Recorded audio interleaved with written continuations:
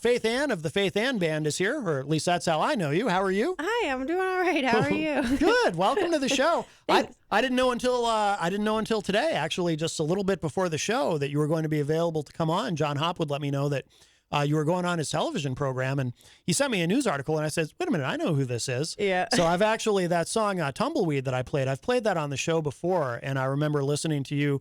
You've been on Granite State of Mind with Rob a couple of times, I think, right? Yep. So you're obviously familiar with the place.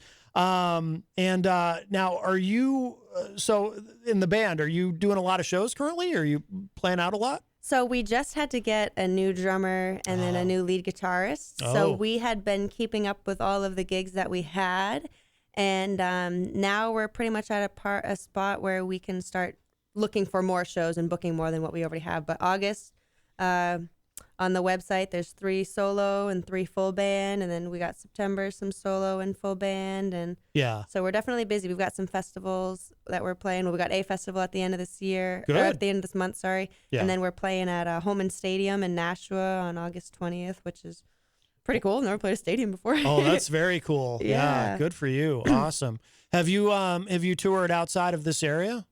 Yeah, only solo though, not with the full band. I've been to Tennessee. Senny Hunt let me crash at his place and set me up with a couple gigs down there. And then I went out to Arizona and got a couple gigs in like Bisbee, and then kind of did some open mics in Tucson and made some connections and that type of thing. And Maine is where we're playing the festival. So the New England area, definitely, and want to start branching out bigger now that we got a lineup again. Yeah, very cool. How long has Fredo played with you?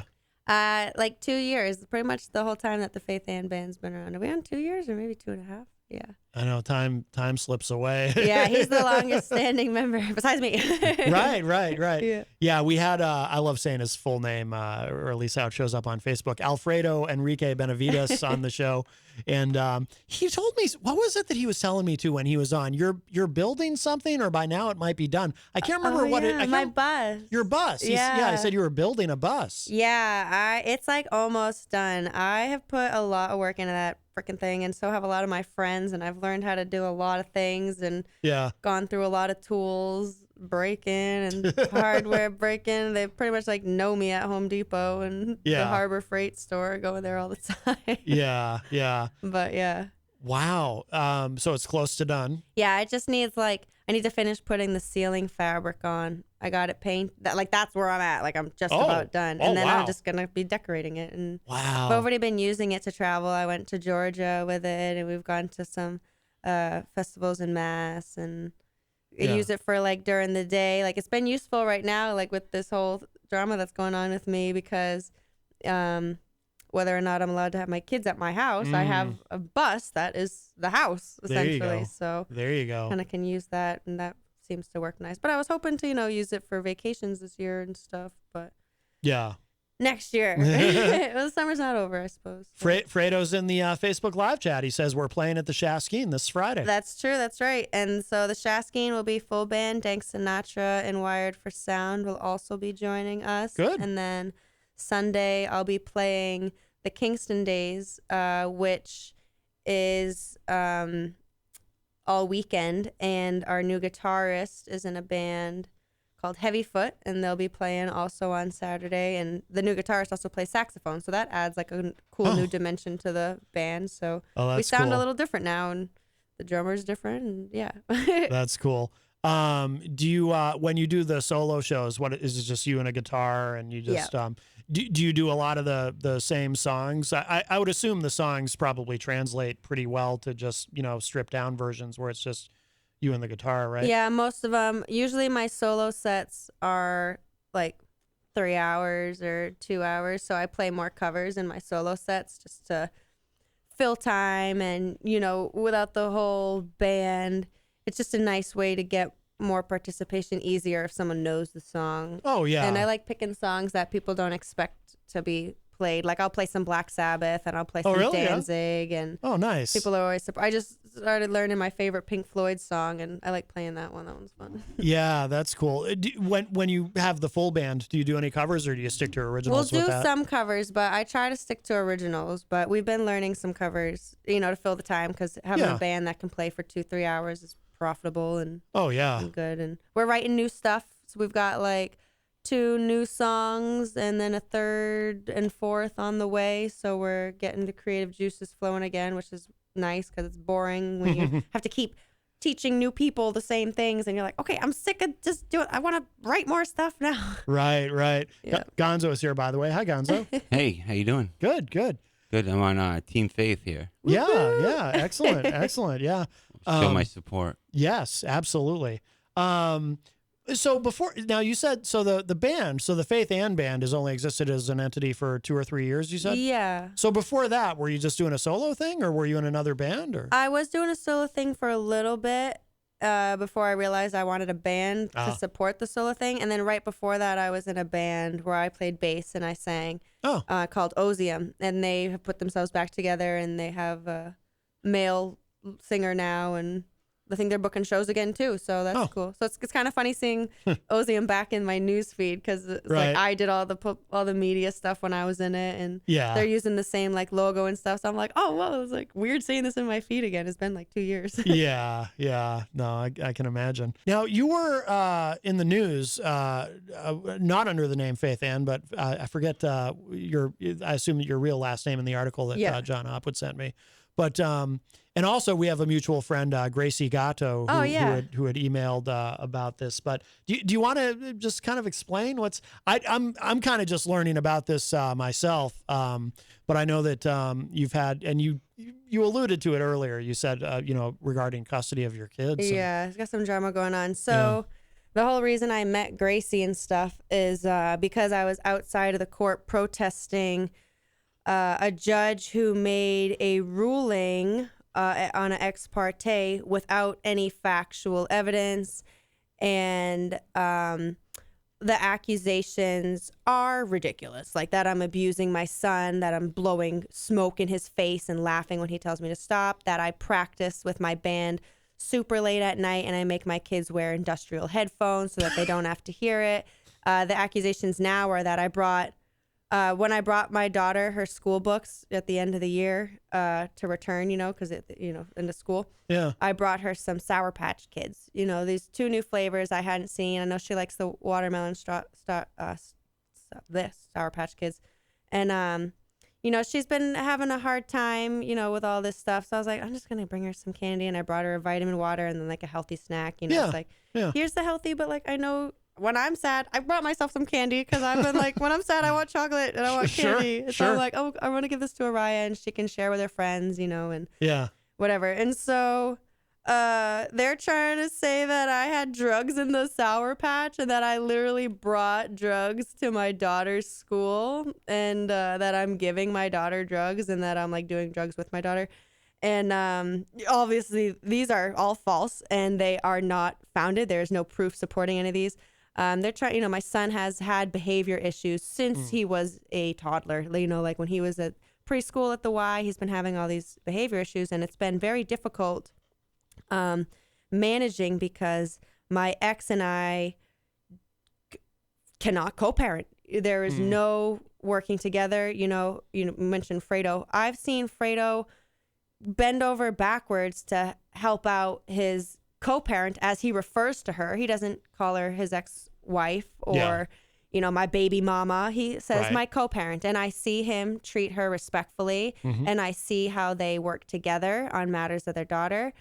And regardless of anything about parenting preferences, that is a big thing that I notice. Him and his co-parent their daughter, and the fact that he and I do not co-parent is mostly harmful. I mean, it's harmful to both children. It's harmful to him and I. Yeah. It's harmful to everyone that's involved in the situation, or my daughter and her friends and stuff. And but when I'm asking for help continuously and things are being turned around, I'm asking like, hey, can you please pick up the kids? I have a show the other way. Like, how come I always drop them off to you? When it gets turned into, well, you have time. All you do is play music in the streets and screw yourself. There's never a constructive conversation. And his girlfriend has been spiteful towards me the whole time, showing up at my house to try to like stalk me. She showed up at my house, took a picture of my car in the driveway. Mind you, I have the bus and I have a motorcycle, and my daughter loves riding on the motorcycle. My son likes riding on the motorcycle. So when I picked up my daughter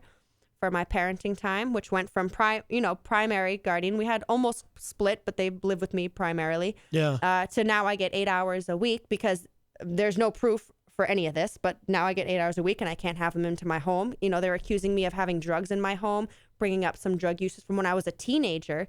But, neglecting all of the assault charges and his child negligence charge, wow. But that was, never mind that. Let's talk about when her Faith was 16, things she did when she was 15 and 16 and stuff like that. So just so I'm clear, so these accusations, these are all are these coming from him? Yeah. And so it's literally it's hearsay. So DCYF comes, and I've been dealing with these because they try to tell me they've been making up stuff about me.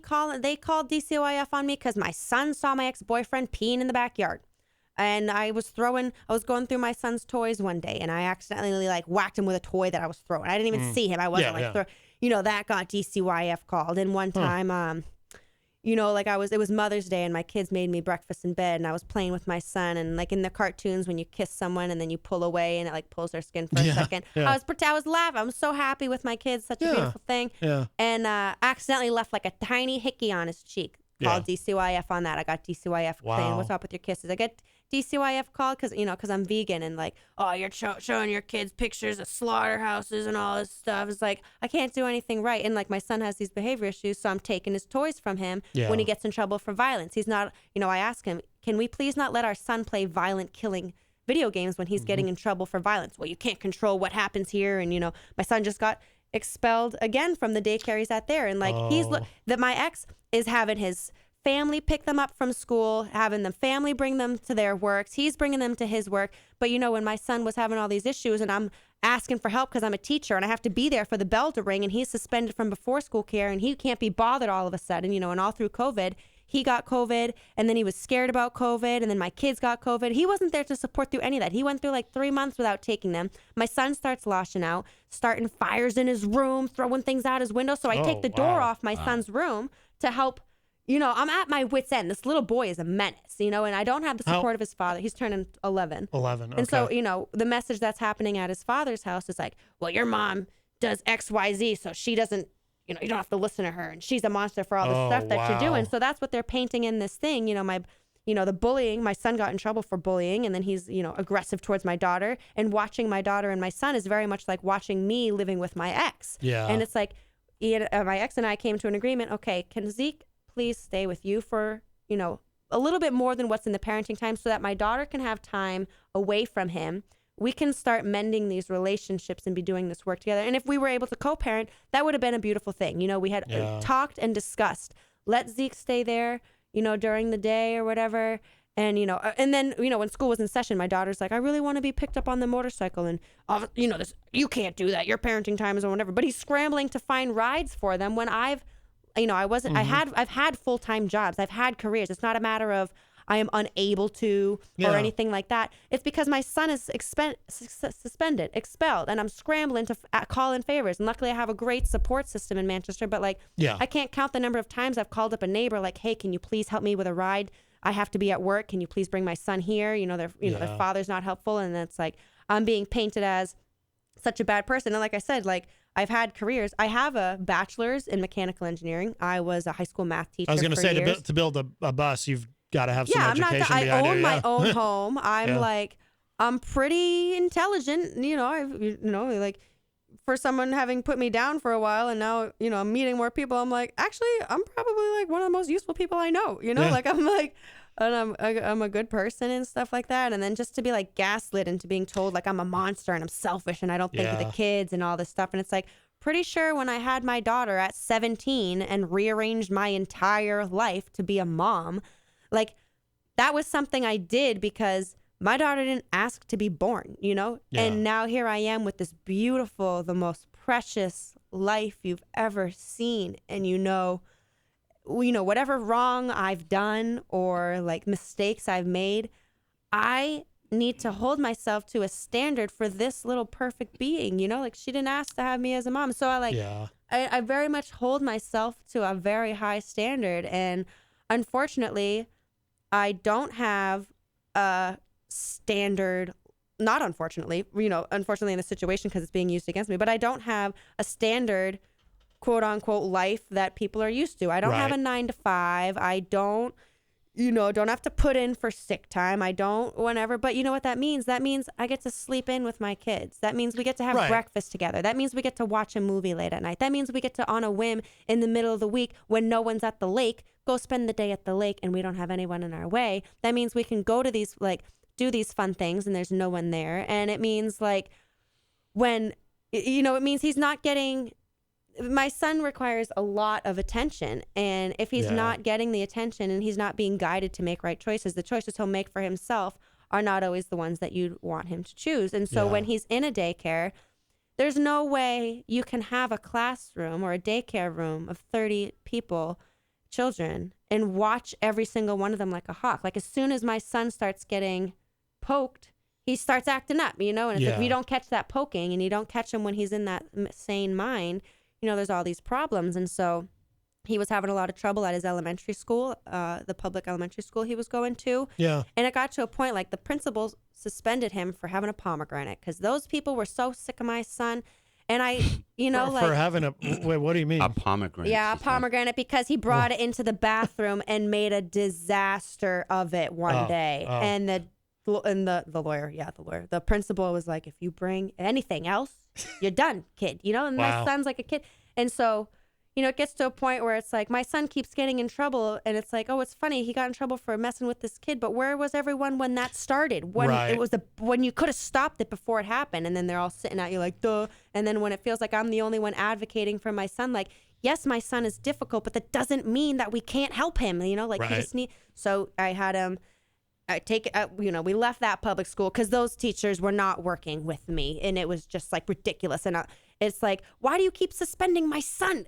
He needs some sort of rigidity where he can. Okay, this day every day I'm gonna wake up, I'm gonna go to school, I'm gonna do this thing. And when you keep removing him, his education, if he's self-conscious about not reading well. Okay. And so homework, when COVID happened, you had a nightmare. He was lashing out because of homework.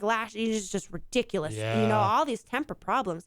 And I understand. It sucks to feel, I would never call him dumb, but it sucks. He calls himself dumb. It sucks to feel that way. It sucks when you it's not a matter of, he can't make sense of, well, how come this word is spelled like this? And why did these words, and then you're mad at what? You're mad at the letters? You're mad at me. Right. And I'm not I'm not doing anything. It's the language. Yeah. So, and you try to help him through that and he's freaking out. But when he comes to school, he would rather, he doesn't want the attention on him for having trouble with reading. He doesn't want to have, when you had the kid in class that couldn't read that well, you're like, oh, great. Can we just get through this paragraph? Oh, yeah. And that's where my son is at. And instead of having to sit through that, he'd rather make the attention about anything, make an inappropriate joke or anything. And so he's playing these exactly. Yeah. And he's playing these adults. He's getting what he's wanting, what he wants, and now, his education is slacking. And I've been fighting with these teachers please. So man, I think what happens in closed doors, parenting, if everybody was under a microscope for every move they made as a parent, they would always get in trouble. Something would happen where they don't want other people to know, right? Because it's an individualized way of parenting that individual, right? Which requires that style. There's people who hit their kids. She doesn't do that. There's people who do all kinds of things. But if you took a microscope and you focus it on one person, and everything you do is being analyzed and evaluated, you're gonna come across something that the narrative would be that, oh well, I wouldn't do that, right? So it's hard to nobody's perfect at parenting. No one's perfect. And sometimes it takes out of the box thinking to handle an aggressive child, so for someone to come down and call DC whatever DCYF, yeah. on every little move. Yeah. Well, I bet that person who called it did something in their life that could easily be reportable as well. Right. And we all. Right. We're all err. It's upsetting. Like, we all know that parenting is hard, and we all know those truths about parenting. So what should be happening is, hey, I understand, like, you're struggling. Like, how can I support you? You know? Yeah. Like, where is that support that comes from? I know that you've just spent the past 3 hours having your son scream at the top of at his lungs because he doesn't want to do his homework, and he's threatening. My son's making threats that he must be here, and I want to live with daddy, and blah, blah, blah. It's like, when you're at your wit's end, you're like, well, maybe. Because I wonder how he handles your son. I bet it ain't. Right. I bet it ain't Mother Teresa. Right. I bet he gets frustrated, and I bet he does some things and says some things and that that's he's not probably to shame ashamed him of. either. And I don't want to shame. Parents shouldn't be shamed. There's obviously a cry for help that is really what's coming through. And you see the kid in the grocery store having a fit, and you just look at the parents, and you're just like, yeah, they don't I wish know I could help you. Do you ever see you two figuring this out and becoming co-parents? Because these kids are young enough where it could benefit them. Well, I'll put this out on here. Like, if you know a good co-parent, want to reach out to me. But are you willing to like work it out with him? Yeah, and I mean, put it all behind you and just start from scratch. I mean, I want what's best for my kids, and there's a lot of hurt, and I'm sure he would tell you that he's got hurt because no one acts like this when they're happy. No one's out to get somebody. And I know, I'm part of that thing that I wanted with the court, and I was like, can you order that we have to have co-parenting? And, everyone's got a wait list and there's all this stuff. But, I mean, I'm putting the work in. I'm trying to see where my ego is bruised and where I have any kind of anything how I can let go of it. If you're willing to put it and let it go, and he's willing to let it go, hey, you guys made a kid, you have them, and you have a daughter, and they're not even close to 18 yet. So Ian, these are the years where things can go left. Yeah, I know. That's what's so upsetting about this whole thing. And like, my children need good support, and it sucks. Like, I say that to my ex, and I'm like, they need a support system. And then he's like, well, they don't need someone that takes their clothes off and all this stuff. And is like trying to paint a bad picture on his bias. But his bias is like, he has a print company, and he's a skateboarder in a skate company, and he's like giving my daughter a hard time because she pierced her nose, Yeah. And people with nose piercings, he starts like body shaming that, just like what terrible. Yeah, and it's like, bro, you are a skateboarder.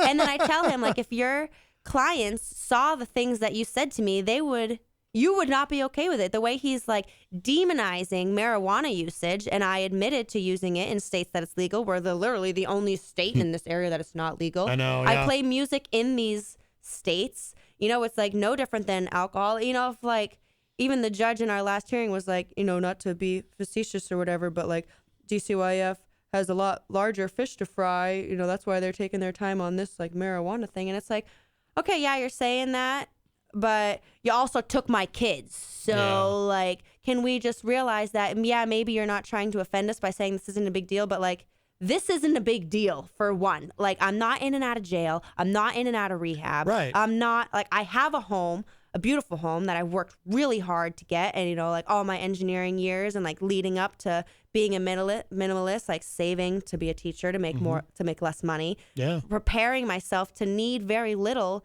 and live a life that my needs are few, so my needs are easily met, and I'm happy and I'm content, and I can show my children they don't need things. They go to his house and like they get new shoes and they get new jackets, and it's like, I go to Savers. I'm not gonna pretend like I'm gonna spend all this money on my children that they're gonna grow out of it, or my son that just Mr. Destroys everything. Like he's gonna like drag his feet through the things and whatever, and it's like, I'm not going to pretend that I'm going to do that, but I don't want to be demonized because I'm living a simple life, and like they're trying to paint this nasty picture of me because I just like play music in the streets. But like, who cares? I like playing music in the streets. It's a lot of fun. I've played right out here before, Have you? Yeah, right in front of the Shaskin. Seems like he's got an axe to grind against you. Right, but it's the same. It's his people. Like his people are in, like, we're friends with people in the music scene. We're like, his parents own restaurants that hire live music. Yeah. But his parents were there in the courthouse when they're trying to tell me I'm bringing my daughter drug gummies to school. Like, and those can be identify it. And the packaging is uncanny. It's crazy that they would actually make packaging that looks identical. Wait, Sour Patch makes those? Oh, right, the Nerd Ropes. Yeah. They look just like Nerd Ropes. The Wonka bars and stuff. But it says on it. Right. And why would I literally bring it to a school? Yeah. Like, how dumb do you have to be to bring your children drugs at their public school? Right. Like, that's just next level stupid. Now, what is the thing I saw? So you spent a day at the Nashua court. What? So when that ex parte was filed, and they're trying to say all the lies that I abuse my children, that I have drugs in the house, that I'm keeping all the blah blah blah whatever. Yeah. I present all these facts. None of this is true. Like, I have proof that says otherwise, like, I don't keep them up. My whole band could tell you that I end, and, I got to check on the kids, and I got to, very adamant about that. Judge still made a hearing. They tried to say, like, my boyfriend lives with me and stuff, but then magically when the ex shows up at my house, because I picked up my daughter in the bus, and she's like, Mom, I really want to go on a motorcycle ride. And I'm like, okay, well, I'll drop you off, up the neighborhood. We've got a very nice neighborhood that we live in. Great neighbors, all very supportive. Everyone has known us since we moved in around like 5 years ago. That's good. And they're all like, where are your kids and stuff? And, they know what's going on. So I'm like, can I just drop the kids off at your house real quick? They can't come to my house. So I drop her off in the neighborhood with up the road or whatever. Yeah. Go home, grab the motorcycle, FaceTime her. Hey, where are your pants? Blah, blah, blah. Grab her some pants, pick her up on the motorcycle. We spend the day on the motorcycle. It was a beautiful day. We go to my boyfriend's house, who doesn't live with me. Yeah. We watch a movie. And then they file another ex parte saying she brought her daughter to the house, so she can't be trusted not to have drugs in there because she already, and instead of the judge being, and then they're like, and she brought them to her boyfriend's house and stuff. Instead of the judge being like, weird, I thought the boyfriend lived with her. He's like, no, now they can't go to the boyfriend's house. And in that first ex parte, he's talking about, like, all these drugs he's trying to say I'm doing.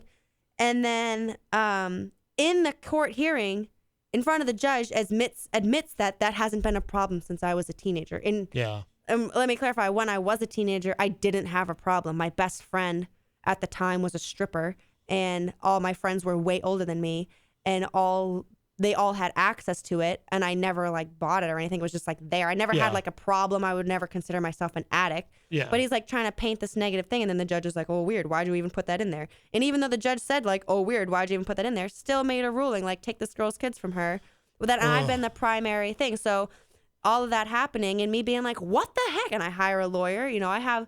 I make what I need, and I don't have excess funds, and I've been spending on...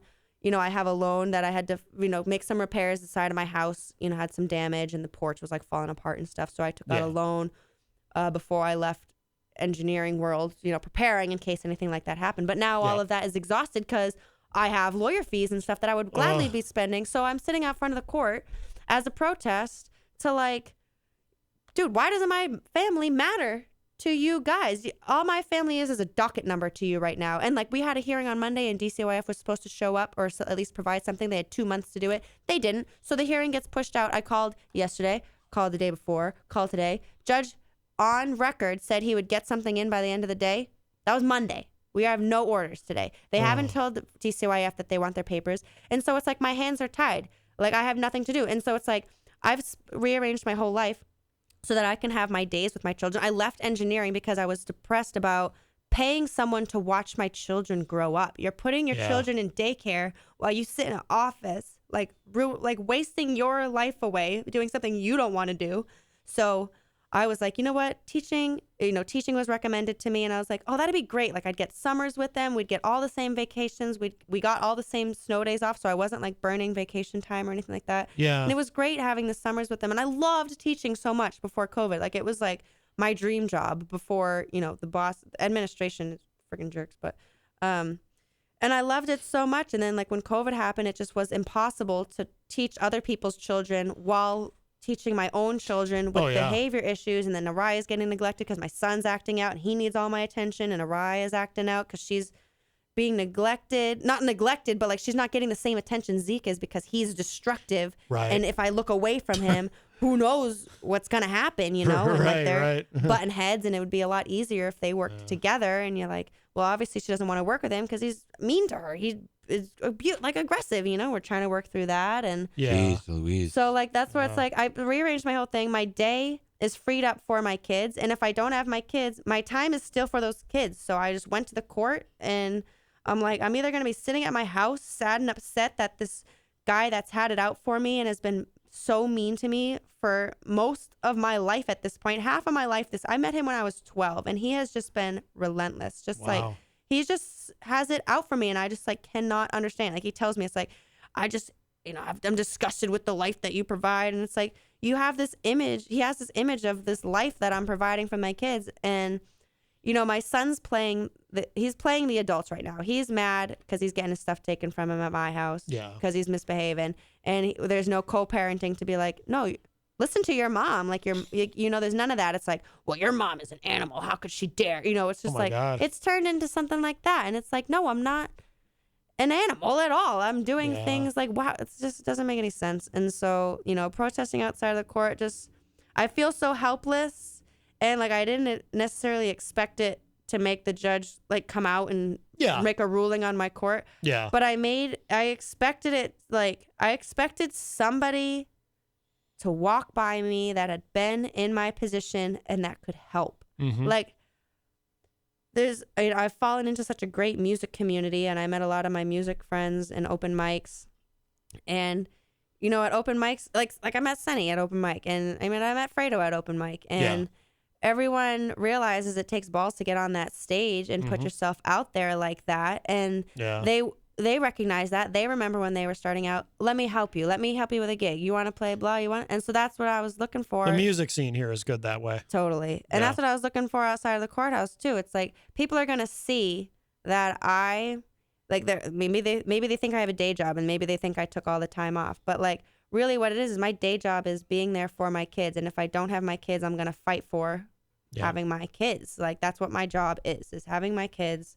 And I think it's pretty smart of me to have been a single mom, 16 and pregnant, had my daughter when I was 17, still went to college for 4.5 years straight. Not just like any sort of college. I went to engineering school. Like, that was hard. Like, I was studying. I was at my work doing MATLAB when I went into labor with my son at wicked late at night. Oh, no kidding. Like, wow. I would spend all hours like trying to get that, because I knew, that I wanted to be able to provide a life for my kids. I didn't want to have them struggling or wanting. And so, I kind of thought you had to be in this grind and you had to work your fingers to the bone and do all that stuff. And so I was going through the motions of like, okay, well, if I'm going to be a respectable mom, I have to do all these things. And then I did all these things, and I'm realizing like, I'm unhappy. Yeah, I'm unhappy. I'm losing myself. I don't want my children to watch an adult grow. Yeah. So then I'm like, oh, I can, I can do this, whatever. And, I have I tutor this girl, not right now because we're in summer, but I tutor this girl once a week. I still go to Nashville, and I love, teach. And her mom is also in the music scene, good friend of mine. And we support each other. And, COVID messed with her family too. And having her daughter be at home and getting a personalized tutor has been really good for her. I've watched this little girl learn so much. She's the same age as my daughter, so it's like kind of wild, but Man, an example of parents working together. It seems to me, and don't take this the wrong way, it seems to me there's a lot of petty things going on both sides. Yeah. It seems to me that you're not sitting down with this individual and saying what's best for these kids. It seems to me you're taking to Facebook to get your message out. He's got people tagging things and like saying things about you. And it seems to me like that you guys are doing everything but you're like avoiding this big meeting. And what I found is when you have that meeting and you walk away from it, it's not as bad as you think it would be. I bet you if you ran into each other and there was an opportunity to sit down at the food court and have some Arby's with horsey sauce. You're a vegan, oh yeah, you right? wouldn't have that. Yeah, she wouldn't have that. But you could have a side of talking. Yes. And well done. That's really good. I like that. Well played, sir. But it seems like he's going around doing his thing. You're going around because your Facebook, it seems to be like you take to that to kind of, you get frustrated. Honestly, it is you're a like, last well, resort. he did this, and you got a screenshot on there, and it's just like some things that could probably, on both ends, maybe is there any way he would be listening right now?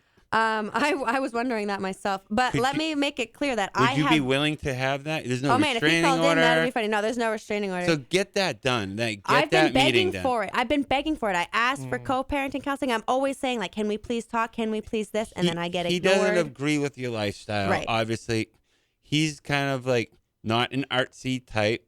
Whether it's painting, he is though. He does the graphic design. Whether it's website work, whether it's whatever he's not agreeing with, is giving him the upper hand in his mind. He's above this. Yeah. So he could say whatever he wants, and he's right in his mind. So that's hurtful to you. So what he's doing is he's abusing you in a way, right? Because you're so timid that you can only reach out to Facebook through Facebook and all these. Now you're stuck out there. Let's get a 2 months continuance. Well, no, bro, I don't have my kids for 2 more months now. Yeah. That might not mean anything to you, Judge Wapner. Right. Curran. But Curran. Well, I'm a mom, bro, and and that should show something, man. Like to get out there and show the balls to get out and protest. Yeah. I mean, it's something most people wouldn't do. True. But honestly, what I want from the Facebook. Talk to this guy if he would let you talk to him. I would love to broker that conversation. That's what I want from. That's honestly what I'm hoping from Facebook is someone that knows both of us. Be like, bro, lay off Faith. Like, what do you have against Faith? And lay off him too. Like both. I would happily lay off. Right? No. The only reason I'm making a stink of this is because there are literal like I hadn't even started being public until I was being told that I'm doing drugs with my kids and having DCYF at my house. Anyone that's accused of something they didn't do, it sucks. We all have that chemical in our brain that we have to defend ourselves. And people don't act this way in the they only act this way in the shadows. And I'm hoping by bringing light to what he's doing, he realizes, man, I should cut this out. Is what my whole hopes are. You know. Yeah. And if my ex was on OnlyFans, I would be more than proud because that means I was with a hottie. Am I wrong? There you go. Faith, it is a quarter of. Do you need to? You don't want to get a parking ticket. So band practice. and band practice. So we'll cut you loose. But thank you so much for coming in. Thanks for having me. Yeah, absolutely. And if you want to come back anytime, and we'll talk more about the music, or if you have an update on what's going on now, we can connect on Facebook. She's sang on the Hopwood special we did. Yeah, John. She's fantastic. Yeah, that's what John said too. Yeah, we'd love to have you come in, bring your guitar in sometime, and perform live for us on here. Cool. That would be wonderful. But you know what we'll do is I like this song Death Mask. Oh, cool. Yeah. So what we'll do is that's pertinent. We'll play this, and as we let you skate, and then we'll come back. And Gonzo, are you going to stick around? Yeah, we'll do a wrap up. And then we'll come back and wrap up with Gonzo. But this is Death Mask from the Faith Ann Band. And Faith, thank you again. Thank you.